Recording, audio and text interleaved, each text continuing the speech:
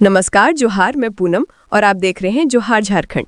चलिए जानते हैं आज की 25 महत्वपूर्ण बड़ी खबरों को। झारखंड में नियुक्तियों की प्रक्रिया धीमी, 11 विभागों ने अब तक नहीं भेजी खाली पदों की सूची। झारखंड सरकार जहां सरकारी नियुक्तियों में तेजी लाने के प्रयास कर रही है, वहीं कई विभागों की लापरवाही इस प्रक्रिया में बड़ी बाधा बन रही है। सरकार ने जून 2025 में सभी विभागों को निर्देश जारी कर झारखंड लोक सेवा आयोग को अधियाचना भेजने के उद्देश्य से सिविल सेवा से संबंधित रिक्त पदों की सूची मांगी थी, लेकिन 3 महीने बीतने के बावजूद 11 विभागों ने अब तक ये सूची उपलब्ध नहीं कराई है। अब इस मामले में कार्मिक एवं प्रशासनिक सुधार विभाग के सचिव ने एक बार फिर संबंधित विभागों को सप्ताह भर के भीतर रिक्त पदों की सूची भेजने का निर्देश दिया है। सचिव द्वारा भेजे गए पत्र में स्पष्ट कहा गया है कि झारखंड संयुक्त असैनिक सेवा प्रतियोगिता परीक्षा 2025 की तैयारी के लिए विभागों को वर्षवार रिक्तियों का विवरण देते हुए कम से कम 1/3 पदों पर नियुक्ति हेतु अधियाचना प्रस्तुत करनी होगी। इस अधियाचना को निर्धारित प्रारूप में सक्षम प्राधिकारी से अनुमोदित रोस्टर के साथ भेजने का निर्देश दिया गया है। झारखंड में लंबे समय से सरकारी पदों की बड़ी संख्या में रिक्तियां बनी हुई हैं, जिससे प्रशासनिक कामकाज प्रभावित हो रहा है। वहीं दूसरी ओर बेरोजगारी की दर भी राज्य में लगातार बढ़ रही है। सरकार द्वारा नियुक्ति प्रक्रिया को गति देने की कोशिशों के बावजूद कुछ विभागों की शिथिलता के चलते प्रक्रिया ठप पड़ती नजर आ रही है। विशेषज्ञों का मानना है कि यदि समय रहते सभी विभाग रिक्तियों की अधियाचना नहीं भेजते तो आगामी प्रतियोगी परीक्षा पर भी असर पड़ सकता है।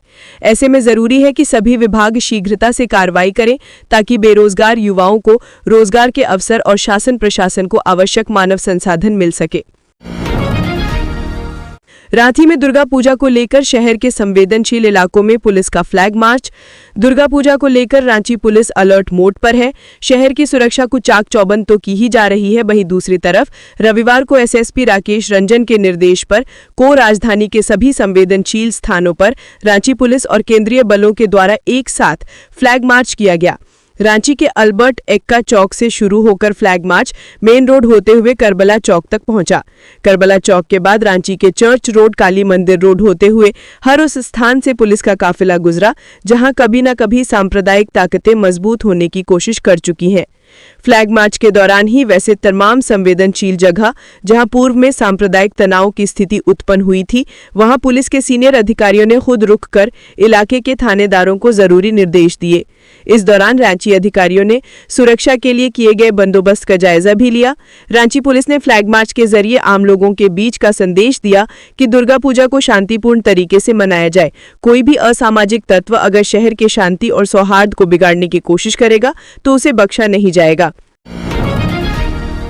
निर्वाचन आयोग ने बिहार के साथ घाटशिला उपचुनाव कराने की घोषणा की। निर्वाचन आयोग ने रविवार को बिहार विधानसभा चुनाव के साथ साथ अन्य राज्यों में भी विधानसभा उपचुनाव कराए जाने की आधिकारिक घोषणा की। निर्वाचन आयोग के डिप्टी डायरेक्टर पी पवन द्वारा जारी पत्र में कहा गया है कि बिहार विधानसभा चुनाव के साथ साथ झारखंड की घाटशिला, जम्मू कश्मीर के बदपरवाम और नगरोटा, राजस्थान के अंटा, तेलंगाना के जुबली हिल्स, पंजाब के तरनतारन, मिजोरम के डंपा और ओडिशा के नोबदा विधानसभा उपचुनाव भी कराए जाएंगे। इसके लिए निर्वाचन आयोग अखिल भारतीय सेवा के 470 अधिकारियों को केंद्रीय पर्यवेक्षक के रूप में प्रतिनियुक्त करेगा। उनमें 320 आईएएस, 60 आईपीएस एवं 90 अधिकारी आईआरएस, आईआरएएस एवं आईसीएस सेवा के होंगे। जानकारी के अनुसार निर्वाचन आयोग ने केंद्रीय पर्यवेक्षक बनाने के लिए झारखंड कैडर के आईएएस अधिकारियों का नाम भी मांग चुका है। हालांकि अभी तक झारखंड द्वारा भेजे गए नामों में से किसे पर्यवेक्षक बनाया जाएगा, इसकी आधिकारिक घोषणा नहीं की गई है। नेक्स्ट जेन के मालिक विनय सिंह के 6 ठिकाने पर एसीबी की छापेमारी शुरू। रांची जेल में बंद आईएएस विनय चौबे के करीबी व नेक्स्ट जेन ऑटोमोबाइल के मालिक विनय सिंह के 6 ठिकानों पर एसीबी की टीम ने छापेमारी शुरू की है। रविवार की सुबह एसीबी की टीम विनय सिंह के घर, शोरूम समेत 6 अन्य ठिकानों पर पहुंचकर छापेमारी कर रही है। एसीबी की ये छापेमारी हजारीबाग में जमीन की अवैध जमाबंदी के मामले की जा रही है। मालूम हो कि एसीबी ने 3 दिन पहले हजारीबाग में वन भूमि की अवैध जमाबंदी से जुड़े एक मामले में नेक्स्ट जेन ऑटोमोबाइल के मालिक विनय कुमार सिंह को गिरफ्तार किया था। गिरफ्तारी 25 सितंबर की शाम हुई थी। विनय कुमार सिंह पर सरकारी अधिकारियों के साथ आपराधिक षड्यंत्र रचकर गैर मजरूआ, खास और जंगल झाड़ी किस्म की भूमि की अवैध जमाबंदी कराने का आरोप है। इसको लेकर एसीबी हजारीबाग थाना में कांड संख्या 11/25 दर्ज किया गया है। हजारीबाग जिला में गैर मजरूआ खास किस्म जंगल प्रकृति की जमीन, जिसे डीम्ड वन की श्रेणी में रखा गया है, उसमें हुए एक बड़े घोटाले का एसीबी की जांच में खुलासा हुआ था। ये जमीन सुप्रीम कोर्ट और हाई कोर्ट के आदेशों के तहत संरक्षित वन क्षेत्र श्रेणी में आता है, लेकिन इसे विनय कुमार सिंह और उनकी पत्नी स्निग्धा सिंह के नाम पर अवैध रूप से दाखिल खारिज कर दिया गया। ये तब हुआ जब विनय चौबे हजारीबाग में डीसी के पद पर पदस्थापित थे। एसीबी की जांच में करोड़ों की इस सरकारी जमीन की बंदरबाट में कथित लाभार्थी विनय कुमार सिंह की मिलीभगत की पुष्टि हुई, जिसके बाद उन्हें गिरफ्तार किया गया। ट्रक की चपेट में आने से बच्चे की हुई मौत। चाईबासा के सिंहपोखरिया रेलवे स्टेशन के पास हादसा, ग्रामीणों का फूट गुस्सा, सड़क जाम। चाईबासा जगन्नाथपुर मुख्य सड़क पर सिंहपोखरिया रेलवे स्टेशन के पास एक ट्रक ने मासूम को कुचल दिया, जिससे उसकी मौके पर ही मौत हो गई। बताया जा रहा है कि बच्चा सुबह अपने दोस्तों के साथ घूमने निकला था, तभी गलत दिशा से आ रहे ट्रक ने उसे रौंद दिया। इस दर्दनाक हादसे से पूरे गाँव ने मातम पसर किया है। घटना के तुरंत बाद आक्रोशित ग्रामीण सड़क पर उतर आए। उन्होंने चाईबासा जगन्नाथपुर मुख्य मार्ग को जाम कर दिया। उनका कहना था कि जब तक प्रशासन और जनप्रतिनिधि मौके पर नहीं आते, वे आंदोलन खत्म नहीं करेंगे। सड़क जाम की सूचना मिलते ही चाईबासा के सीओ और मुफस्सिल थाना प्रभारी मौके पर पहुंचे और लोगों को समझाने का प्रयास करने लगे। ग्रामीणों का आक्रोश देखते हुए प्रशासन को अतिरिक्त सुरक्षा बल भी तैनात करना पड़ा। सिंहपोखरिया के ग्रामीण मुंडा सोना सरवैया ने बताया कि इस सड़क पर हादसे आम हो चुके हैं। इसके पहले भी कई लोगों की जान जा चुकी है। हर बार प्रशासन और नेताओं की ओर से मुआवजे का आश्वासन तो दिया जाता है, लेकिन पीड़ित परिवारों को अब तक राहत राशि नहीं मिली। इसी कारण ग्रामीणों का गुस्सा इस बार और भड़क उठा। उनका कहना है कि बार बार की लापरवाही से उनकी जान खतरे में है। ग्रामीणों ने सड़क जाम के दौरान साफ कहा कि जब तक स्थानीय विधायक और झारखंड सरकार के परिवहन मंत्री दीपक बिरुआ मौके पर नहीं आते, वे आंदोलन खत्म नहीं करेंगे। ग्रामीणों का आरोप है कि सरकार सिर्फ कागज पर सुरक्षा की बातें करती है, लेकिन जमीनी स्तर पर ना तो स्पीड ब्रेकर बने हैं और न ही वाहनों की रफ्तार रोकने का कोई इंतजाम है। उन्होंने चेतावनी दी कि अगर ठोस कदम नहीं उठाए गए तो वे बड़े पैमाने पर आंदोलन करेंगे। जेएसएससी सहायक आचार्य परीक्षा संशोधित नतीजों से हजारों अभ्यर्थियों के सपने टूटे, आयोग पर जताई नाराजगी। झारखंड कर्मचारी चयन आयोग जेएसएससी द्वारा सहायक आचार्य नियुक्ति परीक्षा का संशोधित परिणाम जारी होते ही हजारों अभ्यर्थियों के सपने अचानक बिखर गए हैं। अगस्त में घोषित नतीजों में जिन उम्मीदवारों का चयन हुआ था, उनमें से 1122 नाम सितंबर की नई सूची से हटा दिए गए हैं। ये बदलाव केवल आंकड़े नहीं बल्कि कई परिवारों की उम्मीदों को झकझोरने वाला है। पिछले साल 26,000 से अधिक पदों के लिए आयोजित सहायक आचार्य परीक्षा के नतीजे अगस्त में आए थे। तब 10,570 उम्मीदवार सफल घोषित हुए थे, लेकिन तकनीकी गड़बड़ियों की शिकायतों के बाद आयोग ने संशोधित सूची जारी की।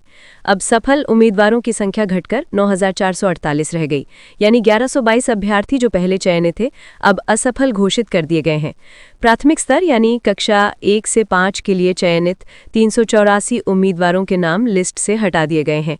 कक्षा 6 से 8 के विज्ञान गणित में 207, भाषा में 246 और सामाजिक विज्ञान में 285 उम्मीदवार बाहर हो गए। ये बदलाव उन युवाओं के लिए बेहद कठिन है जिन्होंने तैयारी में वर्षों समय दिया था और मेहनत की थी। अब सवाल यही है कि जिन उम्मीदवारों ने सफलता का जश्न मनाया, नियुक्ति की उम्मीद पाली और परिवार को भरोसा दिलाया, वे अचानक असफल कैसे हो गए। आयोग की सफाई के बावजूद युवाओं का भरोसा डगमगा चुका है। जिस राज्य में युवा शिक्षक बनने का सपना लेकर वर्षों तक मेहनत करते हैं, वहीं अगर बार बार परिणाम बदल जाए तो भरोसे का संकट गहराना तय है।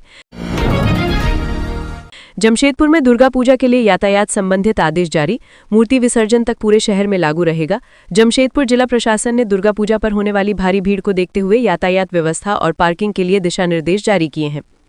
जमशेदपुर शहरी क्षेत्र के लिए यातायात संचालन का आदेश 28 सितंबर से 2 अक्टूबर तक प्रत्येक दिन 2 बजे पूर्वाह्न से अगले दिन प्रातः 6 बजे तक लागू रहेगा। इस आदेश में सुचारू एवं सुगम यातायात के लिए कुछ मार्गों का परिवर्तन तथा वाहनों की पार्किंग की व्यवस्था की गई है। ये व्यवस्था मूर्ति विसर्जन तक पूरे शहर में लागू रहेगी। मांगो से आने वाले ऑटो रिक्शा मांगो बस स्टैंड चौक से सीधे एमजीएम अस्पताल होते हुए शीतला मंदिर होकर दिल्ली दरबार होटल के रास्ते होते हुए सीधे सागची गोल चक्कर की ओर जाना प्रस्तावित है। इसी प्रकार सागची ड्राइव मोड़ होते हुए केवल पुराने पुल के रास्ते ही मांगो की ओर जाना प्रस्तावित है। दोनों सड़क पर ऑटो के लिए वन वे में व्यवस्था रहेगी, अर्थात सागची गोल चक्कर से होटल दिल्ली दरबार होते हुए शीतला मंदिर एवं एमजेम अस्पताल की तरफ कोई ऑटो रिक्शा नहीं जाएगा। इसी प्रकार मांगो छोटी पुलिया होकर मरीन ड्राइव होते हुए पुराना कोर्ट मोड़ बंगाल क्लब होते हुए कोई भी ऑटो रिक्शा सागची गोल चक्कर नहीं आएगा। इन रास्तों पर विशेष जाम की स्थिति उत्पन्न होगी तो इसी व्यवस्था के अंतर्गत 2 पहिया 4 पहिया एवं छोटे वाहन का भी परिचालन कराया जाना प्रस्तावित है। जामताड़ा के मेहजाम में बदमाशों का आतंक, 300 रुपये नहीं देने पर ऑटो में लगा दी आग। जामताड़ा जिले के मेहजाम के छाताडंगाल इलाके में शनिवार रात करीब 11 बजे बदमाशों ने जमकर उत्पात मचाया। जानकारी के अनुसार कुछ बदमाशों ने एक युवक से जबरन 300 रुपये की मांग की। युवक के इनकार करने पर उन्होंने उसे दौड़ाकर पकड़ने की कोशिश की। किसी तरह युवक भागकर अपने घर पहुंच गया, लेकिन इसके बाद घटना ने गंभीर रूप ले लिया। बदमाशों ने युवक के पिता संजय पासवान की ऑटो रिक्शा में आग लगा दी और मौके से फरार हो गए। शोर सुनकर आसपास के लोग मौके पर पहुंचे और पानी व बालू डालकर आग पर काबू पाने की कोशिश की, लेकिन तब तक ऑटो को काफी नुकसान हो चुका था। संजय पासवान ने बताया कि वे हांडीपाड़ा निवासी अरुण कुमार सिंह की ऑटो रिक्शा किराए पर चलाकर परिवार का भरण पोषण करते हैं। इस घटना में करीब 20,000 रुपए की क्षति हुई है। संजय पासवान ने हांडीपाड़ा के छोटू हांडी और पोखरतल्ला के पिंटू साव पर घटना को अंजाम देने का आरोप लगाया है। दोनों के खिलाफ पुलिस ने शिकायत दर्ज करवाई गई है। पुलिस ने मामले की जांच शुरू कर दी है और कहा है कि दोषियों को किसी भी हाल में बख्शा नहीं जाएगा। धनबाद में दुर्गा पूजा को लेकर प्रशासन अलर्ट, पुलिस और जिला प्रशासन ने निकाला फ्लैग मार्च। धनबाद जिला प्रशासन और पुलिस महकमा दुर्गा पूजा के लिए अलर्ट मोड पर है। इसी कड़ी में शनिवार रात डीसी आदित्य रंजन और एसएसपी प्रभात कुमार के नेतृत्व में पुलिस एवं जिला प्रशासन की टीम ने बाइक से फ्लैग मार्च निकाला। फ्लैग मार्च का उद्देश्य धनबाद जिले में शांति, कानून व्यवस्था और सुरक्षा का संदेश देना था। दुर्गा पूजा के मद्देनजर असामाजिक तत्वों में पुलिस प्रशासन का खौफ पैदा करने और आम नागरिकों में सुरक्षा व्यवस्था के प्रति विश्वास कायम करने के मकसद से पुलिस एवं जिला प्रशासन की टीम ने संयुक्त रूप से बाइक पर फ्लैग मार्च निकाला। बाइक पर निकाले गए फ्लैग मार्च में डीसी और एसएसपी के अलावा तमाम प्रशासनिक अधिकारी, पुलिस पदाधिकारी शामिल हुए। फ्लैग मार्च के दौरान विभिन्न पूजा पंडालों और मेलों का निरीक्षण किया गया। अधिकारियों ने आयोजकों को सुरक्षा मानकों का सख्ती से पालन करने के निर्देश दिए। इस बीच यातायात व्यवस्था की भी समीक्षा की गई ताकि भीड़भाड़ के दौरान आमजन को किसी तरह की परेशानी न हो। धनबाद पुलिस और जिला प्रशासन का फ्लैग मार्च रविवार को भी जारी रहेगा। रविवार को सिंदरी, तोपचांची, चिरकुंडा, निरसा आदि क्षेत्रों में भ्रमणशील रहेगा। बहरहाल दुर्गा पूजा के दौरान धनबाद में शांति व्यवस्था बनाए रखना पुलिस प्रशासन एवं जिला प्रशासन की पहली प्राथमिकता है। इसके लिए पुलिस बल हर स्तर पर सक्रिय है। पुलिस की ओर से लोगों से भी त्योहार को शांति और सौहार्दपूर्ण माहौल में मनाने की अपील की जा रही है। झारखंड के कई जिलों में 2 अक्टूबर को भारी बारिश की आशंका। झारखंड के कई जिलों में 2 अक्टूबर को भारी बारिश होने की आशंका है। ये जानकारी मौसम विभाग ने रविवार को दी है। विभाग के अनुसार राज्य के जिन जिलों में 2 अक्टूबर को भारी बारिश होने की आशंका है, उनमें राज्य के पूर्वी जिले देवघर, दुमका, गिरिडीह, कोडरमा, पाकुड़ और साहिबगंज शामिल हैं। इसके अलावा विभाग ने राज्य के अन्य इलाकों में भी हल्के से मध्यम दर्जे की बारिश होने की संभावना व्यक्त की है। वहीं 3 अक्टूबर को भी राज्य के कुछ इलाकों में भारी बड़ी होने की आशंका व्यक्त की गई है। झारखंड सरकार का दुग्ध उत्पादकों को बड़ा तोहफा, 60,000 को मिलेगी प्रोत्साहन राशि। झारखंड सरकार ने नवरात्रि के पावन मौके पर राज्य के दुग्ध उत्पादकों को एक बड़ी सौगात दी है। झारखंड मिल्क फेडरेशन राज्य के करीब 60,000 दुग्ध उत्पादकों को प्रोत्साहन राशि की यह सौगात दी है। कृषि, पशुपालन एवं सहकारिता मंत्री शिल्पी नेहा तिर्की ने बताया है कि अप्रैल 2025 से अगस्त 2025 तक के बकाया प्रोत्साहन राशि को विभाग के द्वारा निर्गत कर दिया गया है। विभाग ने दुग्ध उत्पादकों को दिए जाने वाले 5 रुपये प्रति लीटर प्रोत्साहन राशि के मद में 16 करोड़ रुपया जारी किया है। अब इस राशि को दुग्ध उत्पादकों के बैंक खातों में भेजने की प्रक्रिया शुरू कर दी गई है। झारखंड मिल्क फेडरेशन के द्वारा वर्तमान में प्रतिदिन 2,53,000 लीटर दुग्ध संग्रहित किया जा रहा है।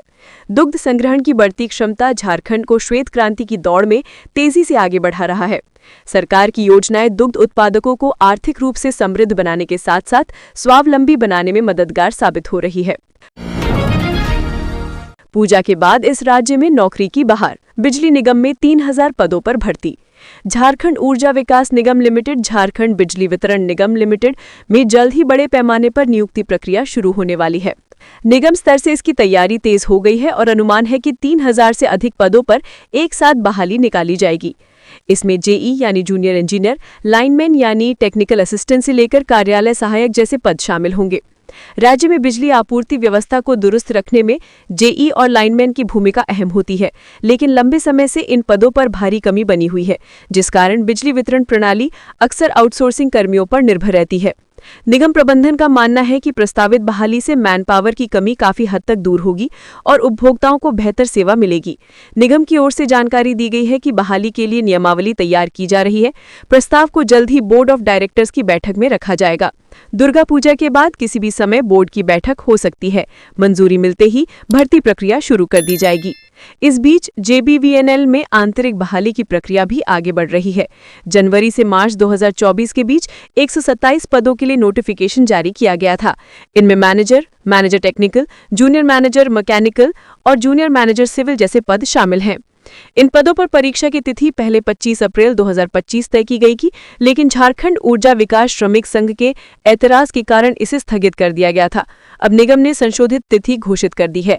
अक्टूबर महीने में इन पदों के लिए परीक्षा आयोजित की जाएगी। झारखंड में सोशल मीडिया इन्फ्लुएंसर्स को मिलेंगे 10 लाख रुपए, जानिए क्या करना होगा काम। झारखंड सरकार ने सोशल मीडिया के माध्यम से लोगों तक अपनी पहुंच बनाने वाले इन्फ्लुएंसर के लिए बड़े अवसर का ऐलान किया है। झारखंड सरकार के पर्यटन विभाग के माध्यम से सोशल मीडिया क्रिएटर्स के लिए इन्फ्लुएंसर एंगेजमेंट प्रोग्राम 2025 की घोषणा की है। इस योजना का उद्देश्य राज्य के पर्यटन क्षेत्र को बढ़ावा देना और सोशल मीडिया के जरिए झारखंड की खूबसूरती और संस्कृति को विश्व भर में पहुंचाना है। इस प्रोग्राम के तहत चयनित इन्फ्लुएंसर्स को 3 लाख से 10 लाख रुपए तक का आर्थिक मानदेय दिया जाएगा।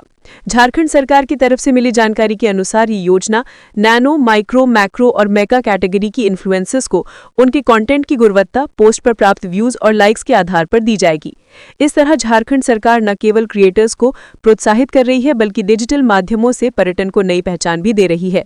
इस योजना के लिए झारखंड की हेमंत सोरेन सरकार ने सभी के लिए दरवाजे खोले हैं। इसके तहत इंस्टाग्राम, फेसबुक, यूट्यूब, एक्स यानी पूर्व में ट्विटर जैसे प्रमुख सोशल मीडिया प्लेटफॉर्म्स पर सक्रिय ट्रैवल ब्लॉगर्स, ब्लॉगर, फूड और कल्चर इन्फ्लुएंसर्स और रील शॉर्ट वीडियो क्रिएटर्स इस योजना के लिए आवेदन कर सकते हैं। उन क्रिएटर्स के लिए ये एक सुनहरा अवसर है जो अपनी रचनात्मकता से झारखंड पर्यटन की झलक प्रस्तुत करना चाहते हैं। इस मामले की जानकारी देते हुए पर्यटन विभाग के अधिकारियों ने बताया कि इस योजना के माध्यम से झारखंड की प्राकृतिक सुंदरता, सांस्कृतिक विरासत और स्थानीय खानपान को सोशल मीडिया के व्यापक मंचों पर उजागर किया जाएगा, जिससे राज्य में पर्यटन को नई गति मिलेगी और साथ ही क्रिएटर्स को भी आर्थिक लाभ होगा। इससे क्रिएटर्स का हौसला भी बढ़ेगा और उनकी आर्थिक तरक्की भी होगी। इसके साथ ही झारखंड की संस्कृति और झारखंड का पर्यटन पूरी दुनिया के सामने पहुंचेगा। यात्रीगण कृपया ध्यान दें, हैदरनगर नवरात्र मेला को लेकर स्पेशल ट्रेन का परिचालन शुरू। हैदरनगर देवीधाम शक्तिपीठ में शारदीय नवरात्र मेला के दौरान श्रद्धालुओं की भारी भीड़ उमड़ती है। इसे देखते हुए रेलवे प्रशासन की ओर से मेला स्पेशल ट्रेन का परिचालन रविवार से शुरू किया गया है। देवीधाम हैदरनगर के चर्चित मेला को लेकर झारखंड रेल यूजर्स एसोसिएशन के सदस्य और मीडिया प्रभारी अंकु सिंह राणा ने दिनांक 16 सितंबर 2025 को मंडल रेल प्रबंधन पंडित दीनदयाल उपाध्याय को पत्र लिखकर वस्तु स्थिति से अवगत कराया था। भेजे गए पत्र में स्पष्ट उल्लेख किया गया था कि हैदरनगर नवरात्रि मेले में प्रतिवर्ष लाखों की संख्या में श्रद्धालु विभिन्न राज्यों से दर्शन और पूजन के लिए आते हैं। इस दौरान हैदरनगर रेलवे स्टेशन पर अत्यधिक भीड़ एकत्रित होती है, जिससे यात्रियों को भारी कठिनाई का सामना करना पड़ता है। श्रद्धालुओं की सुविधा के लिए मेला स्पेशल और अतिरिक्त ट्रेन की व्यवस्था की जानी आवश्यक है। रेल मंडल DDU ने इस मांग पर संज्ञान लेते हुए गढ़वा रोड से डेहरी ऑन सोन के बीच नई स्पेशल ट्रेन परिचालन रविवार से शुरू करा दिया है। इससे मेला में आने वाले श्रद्धालुओं को काफी सुविधा होगी। ये ट्रेन पूरे नवरात्र पर्व के दौरान 2 अक्टूबर तक चलाई जाएगी। पीएम मोदी ने देशवासियों से की मन की बात, छठ को यूनेस्को की सूची में शामिल कराने के प्रयासों की दी जानकारी, झारखंड के युवा का किया जिक्र। प्रधानमंत्री नरेंद्र मोदी ने देश की जनता से मन की बात की। कार्यक्रम के 126वें संस्करण को बीजेपी नेताओं और कार्यकर्ताओं ने काफी उत्साह के साथ सुना। इस बीच रक्षा राज्य मंत्री संजय सेठ और विधायक CP सिंह ने सांसद आवास पर बड़ी संख्या में मौजूद रांचीवासियों के साथ पीएम की बातों को ध्यान से सुना। प्रधानमंत्री नरेंद्र मोदी ने शारदीय नवरात्र में देश की बेटियों महिलाओं के हौसले को सलाम करते हुए भारतीय नौसेना की उन 2 जाबाज बेटियों का जिक्र किया और उनसे बात की, जिन्होंने अपनी छोटी सी नौका से 8 माह में सागर की लहरों में 50,000 किलोमीटर की यात्रा पूरी कर वापस भारत लौटी हैं। उन्होंने दिलना और रूपा से इस यात्रा की जानकारी ली और उन्हें शुभकामनाएं दी। कार्यक्रम के दौरान पीएम मोदी ने शहीद भगत सिंह, स्वर कोकिला, लता मंगेशकर के साथ साथ भूपेन हजारिका के गीतों को श्रीलंकन कलाकारों द्वारा सिंगली और तमिल में रूपांतरित करने का भी जिक्र किया। अपने संबोधन के दौरान पीएम मोदी ने बताया कि देश में खादी, हैंडलूम और हैंडीक्राफ्ट में कई लोग अच्छा काम कर रहे हैं। इस दौरान जैसे ही उन्होंने झारखंड के आशीष का नाम लिया, लोग ताली बजाने लगे। राष्ट्रीय स्वयंसेवक संघ के 100वें स्थापना दिवस 2 अक्टूबर 2025 के जिक्र करते हुए प्रधानमंत्री ने कहा कि आरएसएस के लिए हमेशा राष्ट्र पहले रहा है और जरूरत के समय इस संगठन ने राष्ट्र सेवा और जरूरतमंदों की सेवा में कोई कोर-कसर नहीं छोड़ा है। मन की बात कार्यक्रम के बाद प्रधानमंत्री नरेंद्र मोदी के जन्मदिन से चल रहे सेवा पखवाड़ा के क्रम में रांची में समाज के अलग-अलग क्षेत्र में विशिष्ट योगदान देने वालों को रक्षा राज्य मंत्री की ओर से सम्मानित भी किया गया। 39,39,000 की फर्जी निकासी में कंप्यूटर ऑपरेटर फंसा, बड़े अफसरों की जान छूटी। मनरेगा में बीडीओ का डिजिटल सिग्नेचर इस्तेमाल कर 39,39,000 रुपए की फर्जी निकासी में कंप्यूटर ऑपरेटर को दोषी ठहराया गया है, जबकि बड़े अफसरों से स्पष्टीकरण पूछकर उन्हें बख्श दिया गया है। गुमला जिले के डुमरी प्रखंड में हुई इस फर्जी निकासी के मामले में जिला आपूर्ति पदाधिकारी प्रीति किस्कू, तत्कालीन बीडीओ एकता वर्मा, उमेश स्वांसी और प्रखंड कार्यक्रम पदाधिकारी से स्पष्टीकरण पूछा गया था। इन अधिकारियों ने अपना डिजिटल सिग्नेचर दूसरों को दे दिया था, लेकिन उन्हें बख्श दिया गया है। हालांकि बात सभी जानते हैं कि कंप्यूटर ऑपरेटर अकेले फर्जी निकासी नहीं कर सकता है। जानकारी के मुताबिक गुमला जिले से डुमरी प्रखंड में फर्जी निकासी की शिकायत मिलने के बाद जिला प्रशासन ने मामले की जांच के लिए समिति का गठन किया था। समिति ने अपनी रिपोर्ट में बीडीओ के डिजिटल सिग्नेचर के सहारे 39.34 लाख रुपए की फर्जी निकासी की पुष्टि की। जांच समिति फर्जी निकासी की रकम 9 लोगों के खाते में ट्रांसफर किए जाने का उल्लेख किया। इन व्यक्तियों के संबंध डुमरी प्रखंड के बदले पालकोट से है। पहले चरण की कार्रवाई पूरी करने के बाद जिला प्रशासन ने डुमरी प्रखंड के तत्कालीन प्रखंड विकास पदाधिकारियों से स्पष्टीकरण पूछना शुरू किया, क्योंकि फर्जी निकासी में उनके डिजिटल सिग्नेचर का इस्तेमाल किया गया था। इस दौरान जिला प्रशासन ने तत्कालीन प्रखंड विकास पदाधिकारियों सहित जिला कार्यक्रम पदाधिकारी डीपीसी से स्पष्टीकरण पूछा। जमशेदपुर के काशीढ़ी दुर्गा पूजा मेला में बुजुर्ग महिला से सोने की चेन छीनकर फरार हुए बदमाश। साकची थाना क्षेत्र के काशीढ़ी दुर्गा पूजा मेला परिसर में शनिवार रात बदमाशों ने बारीडीह निवासी 65 वर्षीय वृद्धा चारू दत्ता से सोने की चेन छीन ली और मौके से फरार हो गए। चारू दत्ता ने बताया कि वो अपने बेटे के साथ पूजा पंडाल घूमने आई थीं। रात करीब 9 बजे एक युवक ने पास खड़ी एक महिला को धक्का देने की कोशिश की और उसी अफरा तफरी में उनके गले से सोने की चेन झपट ली। आरोपी अपने एक साथी के साथ भीड़ में गुम हो गए। पीड़िता ने साकची थाना पहुंचकर घटना की लिखित शिकायत दर्ज कराई है। उन्होंने बताया कि ये चेन उनके बेटे ने हाल ही में उन्हें दी थी, जिससे उनका भावनात्मक लगाव भी जुड़ा था। स्थानीय लोगों ने आरोप लगाया कि मेले में तैनात पुलिस सिर्फ औपचारिकता निभा रही थी और सुरक्षा के प्रति गंभीरता नहीं दिखा रही थी। इस घटना ने पूजा के दौरान सुरक्षा व्यवस्था पर गंभीर सवाल खड़े कर दिए हैं। तो ये थी आज की झारखंड की महत्वपूर्ण बड़ी खबरें। अगर आप इसी तरह झारखंड के हर छोटी से बड़ी खबर की जानकारी पाना चाहते हैं तो आप हमारे चैनल को सब्सक्राइब करके रखें। तो हमें दीजिए इजाजत, फिर मिलते हैं अगली न्यूज़ में। धन्यवाद।